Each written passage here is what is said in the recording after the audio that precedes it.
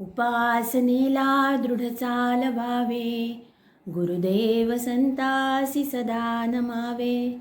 सत्कर्मयोगे वय घालवावे, सर्वामुखी मंगल बोलवावे. जय जय रघुवीर समर्थ. वंदनीय मावशींनी वाल्मिकी रामायणावरची ही जी प्रवचनं लिहिली आहेत त्यातलं आज आपण 6वं प्रवचन सुरू करतो. अयोध्येमध्ये भरत गादीवर बसला पाहिजे असं म्हणणारा एक पक्ष होता. कारण दशरथांनी तसं वचन कैकेयीशी विवाह करताना तिच्या पित्याला दिलं होतं. पण कुलरीतीप्रमाणे रामाचाच राज्यावर अधिकार होता. तेव्हा त्यामुळे या दोघा राजपुत्रांना परिस्थितीने परस्परांचं सहज शत्रू बनवलं. परंतु रामाच्या पावलावर पाऊल ठेवून भरताने जे उदात्त वर्तन केलं आहे त्यापुढे परिस्थितीने सपशेल शरणागती पत्करली. विवाह झाल्यापासून भरत हा आपला भाऊ शत्रुघ्न याच्यासोबत आजोळी राहिला होता. सुमारे 10 वर्षाच्या या ताटातुटीमुळे भरताच्या निष्पाप हृदयाची अयोध्येमध्ये कुणालाच नीटशी कल्पना नव्हती. त्यामुळे लक्ष्मण, गुहक, भरद्वाज, मुनी कुणालाच त्याचा विश्वास वाटत नाही. आणि म्हणून रामांना राज्य देण्याकरता आलेल्या भरताचा तो बहुत करून रामाचा नाश करून समूळ काटा काढण्याकरता आलेला आहे असाच त्यांना संशय येतो. आपल्या शुद्ध हेतूबद्दल भरत त्यांची खात्री पटवून देतो आणि मग त्याला रामाची भेट घेता येते. लक्ष्मणाला तर भरताच्या दुष्ट हेतूबद्दल खात्रीच वाटते. अयोध्येतील प्रतिकूल परिस्थिती भरताच्या लक्षात आली असेलच. पण त्यापूर्वीपासूनच भरताची रामाच्या ठिकाणी अनन्य भक्ती होती. रामाचं चित्र ठेवून तो त्याची पूजा करत असे इतका तो भावूक आहे. भरताचा म्हणजे दुसऱ्याचा अधिकार पोहोचत असलेलं राज्य जसं रामाला नको आहे तसंच रामाचा अधिकार असलेलं राज्य भरतालाही मुळीच नको आहे. असे 2 त्यागी, उदात्त, पराकोटीच्या सुसंस्कृत राजांचं हे जीवन आहे. ह्याला जगात कुठे तोड सापडेल का? भारतीय संस्कृती त्यांच्या उदात्त कर्मामुळे उदात्त झालेली आहे. निरपराध रामावर कैकेयीमुळे म्हणजे अप्रत्यक्ष आपल्यामुळेच हा दुर्धर प्रसंग ओढवला आहे याची भरताला अतिशय खंत वाटते. रामाचं राज्य त्याला परत देऊन टाकून आपल्या अपराधाचं अंशतः परिमार्जन करावं या निश्चयाने तो शोध काढत काढत रामाकडे जाऊन त्याला परत अयोध्येला आणून गादीवर बसवण्याच्या उद्योगाला लागतो आणि सहजपणे मिळालेलं राज्य सोडायला सहजपणे तयार होतो. वनवासाच्या पहिल्या दिवशी रामांना वाईट वाटलं हे खरं. पण ऋषींशी बोलणं झाल्यावरती त्यांना आपल्या कार्याची स्पष्ट कल्पना येऊ लागली. राम राक्षसांचा संपूर्ण नाश करण्याच्या योजना आखू लागले. त्यांची महत्वाकांक्षा वाढली. आयत्या सिंहासनावरती बसण्यापेक्षा सज्जनांच्या रक्षणाचं विस्तृत कार्यक्षेत्र त्यांच्यापुढे खुलं होतं. ते आव्हान त्यांनी स्वीकारलं होतं. अयोध्येच्या राज्याच्या मोहात सापडून नियोजित कार्य साधणं शक्य नाही हे राम आता जाणून होते. त्यामुळे ते कोणत्याही प्रलोभनाला बळी पडणं शक्य नव्हतं. म्हणून रामांना गादीवर नेऊन बसवण्याच्या भरताच्या कार्याला यश येण्याची शक्यताच नव्हती. रामांना वळवण्याचा शेवटचा उपाय म्हणून भरत रामांच्या पर्णकुटीसमोर सत्याग्रह करून प्रायोपवेशनास बसतो. राम वळत नाहीत, प्रतिज्ञेपासून ढळत नाहीत. तेच उलट भरताला म्हणतात, भरता, क्षत्रियाला प्रायोपवेशनाचा अधिकार नाही. दुसरं महत्त्वाचं असं की आपल्या पित्याचं वचन सत्य करण्याकरता तूच राज्य केलं पाहिजेस. राम पित्याच्या वचनाचा आश्रय घेतात पण भरतही ऐकत नाही आणि रामही वळत नाही. अशा अवस्थेत भरत म्हणतो, मग रामा, एवढं तरी करा की आपल्या पादुका मला द्या. त्यांची स्थापना मी सिंहासनावर करतो आणि आपला प्रतिनिधी म्हणून राज्यकारभार बघतो. तुम्ही 14 वर्ष वनवासात ज्या तऱ्हेने राहता त्याच तापसवेशात मी राहीन. तसाच कंदमुळांचा आहार घेईन, ब्रह्मचर्य व्रताने राहीन, कसलेही उपभोग न घेता खाली जमिनीवर झोपेन, नगरीत प्रवेश करणार नाही. आणि तुम्ही जर 15व्या वर्षाच्या पहिल्या संध्याकाळपर्यंत आला नाहीत तर अग्निकाष्ठ भक्षण करेन. राम त्याला होकार देतात आणि भरत माघारी येतो. रामाची वाट पाहून खरोखरच त्यांनी अग्निकाष्ठ पेटवली होती. तेवढ्यात हनुमंत रामाच्या आगमनाची वार्ता देतो, त्यामुळे आनंदाने तो नाचू लागतो. हनुमंताला बक्षीस म्हणून कडकडून आलिंगन देतो. राज्याभिषेकाच्या वेळी खजिना त्यांच्या स्वाधीन करताना म्हणतो, रामा, आपली ठेव म्हणून सांभाळलेल्या या राज्याचा खजिना मी दसपटीने वाढवला आहे, तो स्वीकारा. राम लंकेवरती चाल करून जाणार आहेत असं कळल्यावर रामाच्या मदतीकरता 300 राजांना पाठवण्याची व्यवस्था करून सिद्धता करून ठेवतो. एवढं कर्तृत्व आणि लोकप्रियता असून 14 वर्ष ज्यानं उत्तम राज्यकारभार चालवला, तो पुढेही राज्य सहजपणे करू शकला असता. पण म्हटल्याप्रमाणे रामाचं राज्य आनंदाने त्यांनी परत दिलेलं आहे. अशा निष्पाप शुद्ध अंतःकरणाच्या भरताबद्दल प्रशंसा करावी तेवढी थोडी आहे. चित्रकूटावरील रामाच्या भेटीच्या प्रसंगापासून भरताबद्दलच्या संशयाचं वातावरण नाहीसं होऊन त्याची जागा भरताबद्दल प्रेम, विश्वास, आदर यांनी घेतली. चित्रकूट पर्वतावरती सगळे आप्तेष्ट एकदा भेटून गेलेले असल्यामुळे त्यांना ते स्वाभाविक स्थान माहीत झाले असल्यामुळे तिथे वारंवार येण्याची त्यांची इच्छा होणं स्वाभाविक होतं.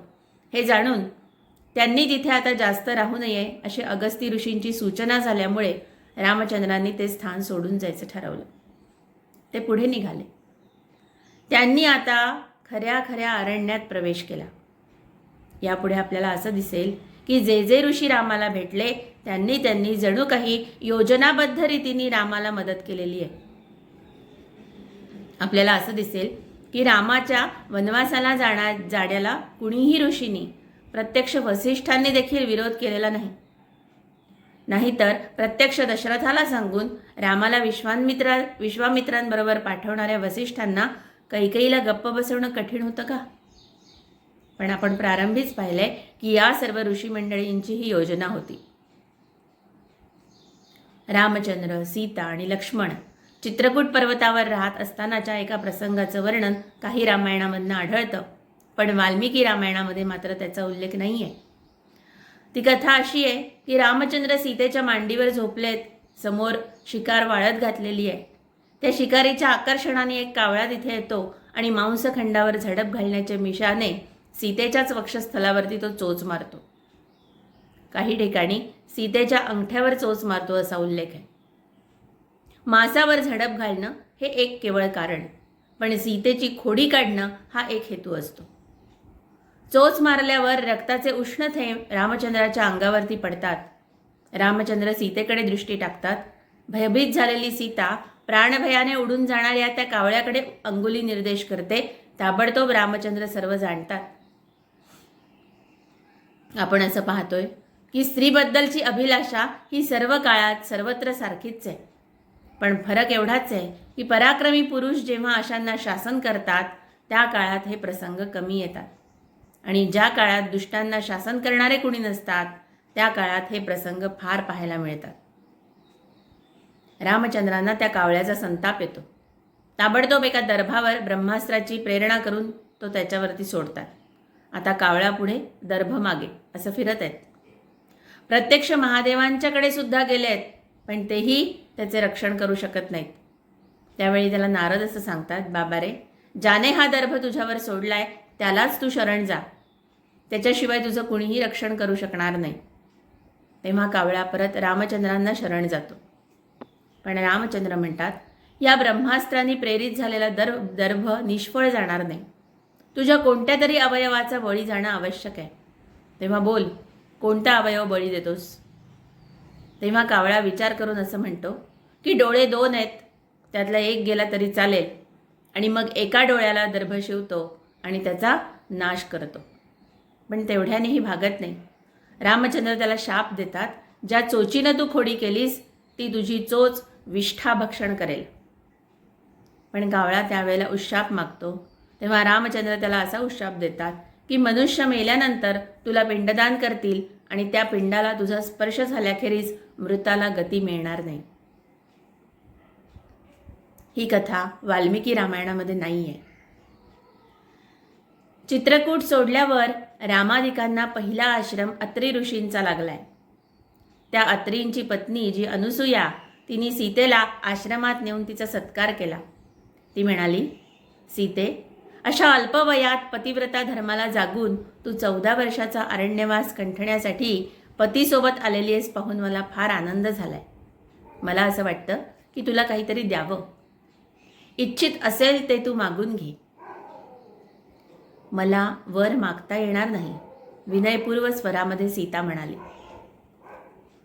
अनसूये, मी क्षत्रिय कन्या आहे. क्षत्रियाचा हात दान घेण्यासाठी खाली होत नसतो, तर दान देण्यासाठी तो नेहमी वर असावा असं म्हणतात. 19-20 वर्षाची सीता अनुसूयाला हे उत्तर देते. ज्ञानानी, तपानी, वयानी अनुसूया सीतेपेक्षा किती श्रेष्ठ आहे. तिचं सामर्थ्य केवढं आहे की तिच्या आज्ञे वाचून सूर्य देखील उगवू शकत नाही. प्रत्यक्ष अत्री ऋषींनी रामाला सांगताना म्हटलेलं आहे की माझी पत्नी ही महातपस्विनी अनुसूया. सतत 10 वर्षे दुष्काळ पडला असताना तिने आपल्या सामर्थ्याच्या जोरावर भोवतालच्या 10 कोसांचा परिसर जागवला होता.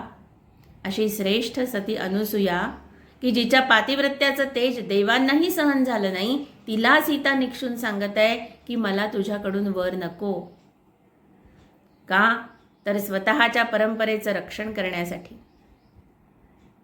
व्यक्ती कितीही श्रेष्ठ असली तरी तिच्या भिडेखातर आपण परंपरा सोडणं योग्य नाही. एवढा बोध जरी आम्ही सीतेच्या जीवनापासून घेतला तरी पुष्कळ कार्य होईल.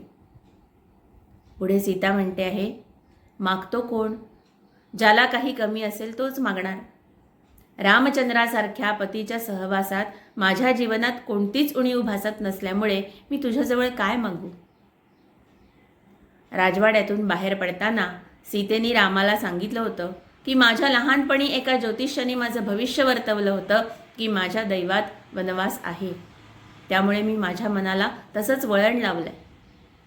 लहानपणापासून मी माझ्या पुढे सत्यवानाच्या सावित्रीचा आदर्श ठेवलाय, तेव्हा मला वनवासास जाण्यास काहीच दुःख होत नाही. ही झाली राजवाड्यातली गोष्ट. ऐन तारुण्यात आणि भावनेच्या भरात मनुष्य कुठली पण प्रतिज्ञा करतो, पण परिस्थितीची झळ लागताच, प्रत्यक्ष आपत्ती येताच प्रतिज्ञेपासून ढळणारे अधिक असतात. इथे तर आयतीच संधी चालून आली आहे. पण सीता स्वतःच्या निश्चयापासून जराही ढळली नाही. तिच्या उत्तराने अतिशय प्रसन्न होऊन अनुसूया म्हणाली, बाई सीते, धन्य आहे तुझी माता, जिने तुला असं वळण लावलं. तुझ्यावर मी इतकी प्रसन्न आहे की तुला काहीतरी दिल्या वाचून मला राहवत नाही. तेव्हा ही अक्षय उटी मी तुझ्या अंगाला लावते आणि ही अक्षय माला तुझ्या गळ्यामध्ये घालते, म्हणजे तुला ऊन, पाऊस, तहान, भूक कसलाच त्रास होणार नाही आणि राक्षस आणि हिंस्त्र श्वापद यांच्यापासूनही तुझं रक्षण होईल. वास्तविक वनवासामध्ये सीतेला कित्येक गोष्टींची जरुरी भासली असती, पण क्षत्रियाला याचक वृत्ती शोभत नाही याची सीतेला जाणीव आहे. इथे आपल्याला प्रत्येक प्रसंगाच्या वेळेस रामचंद्र आणि सीता अनुरूप वधूवर कसे आहेत हे लक्षात येईल. जो निर्धार रामचंद्रांचा आहे तोच निर्धार सीतेचा आहे. आणि स्वतः अनुसूयेने तिला आग्रहाने उटी आणि माला देऊन आणि तिची ओटी भरून तिला निरोप दिला. तेव्हा राम, लक्ष्मण, सीता पुढे चालू लागले.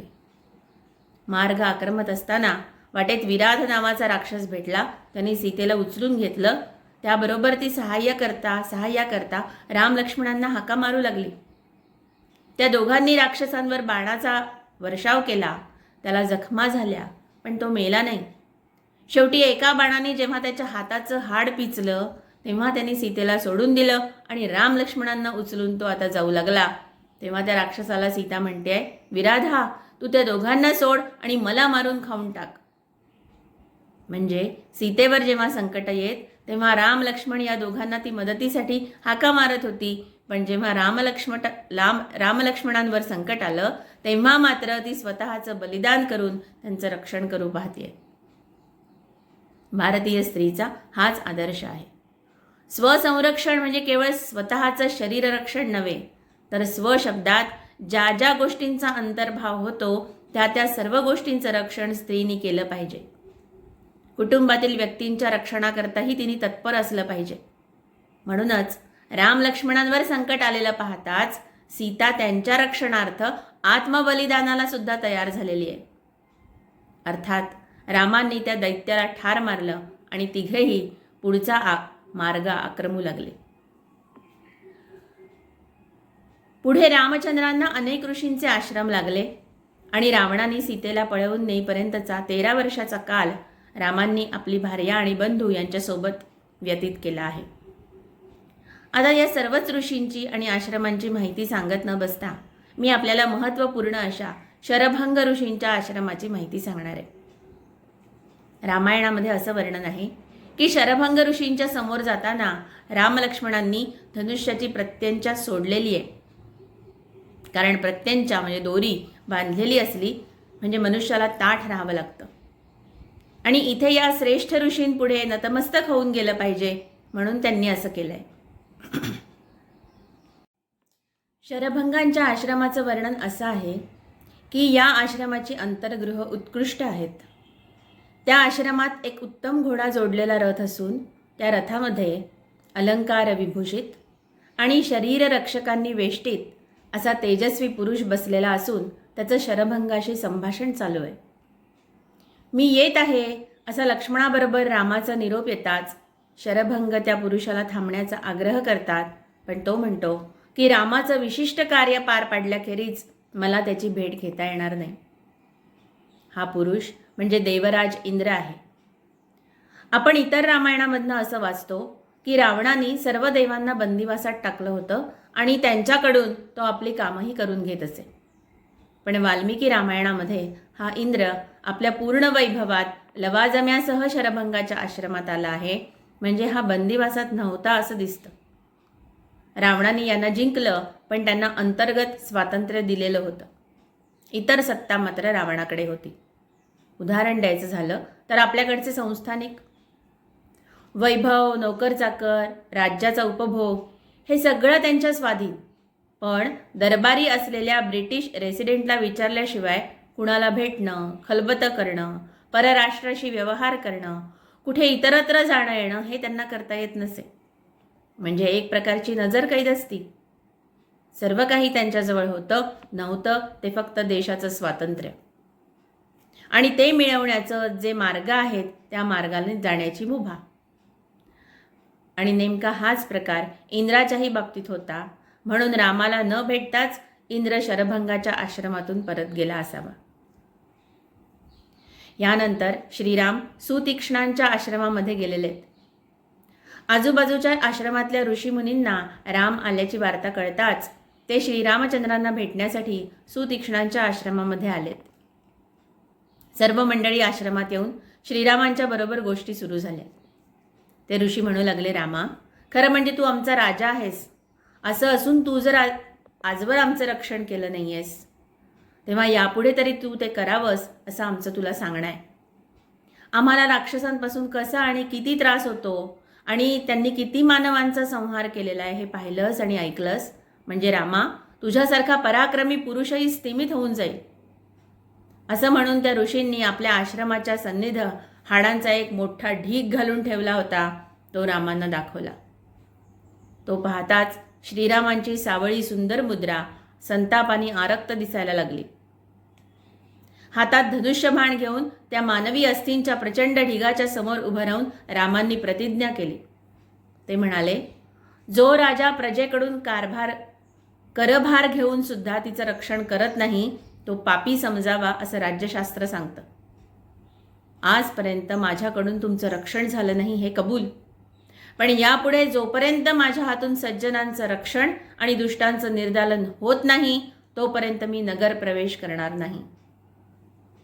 भारतात रामराज्य आणू म्हणणाऱ्या राज्यकर्त्यांनी रामचरित्रातनं एवढा जरी संस्कार घेतला असता तरी भारतीयांची परदेशात होणारी केवढी तरी नाचक्की त्यांना टाळता आली असती. वास्तविक राम सिंहासनाधिष्ठित राजा नाही.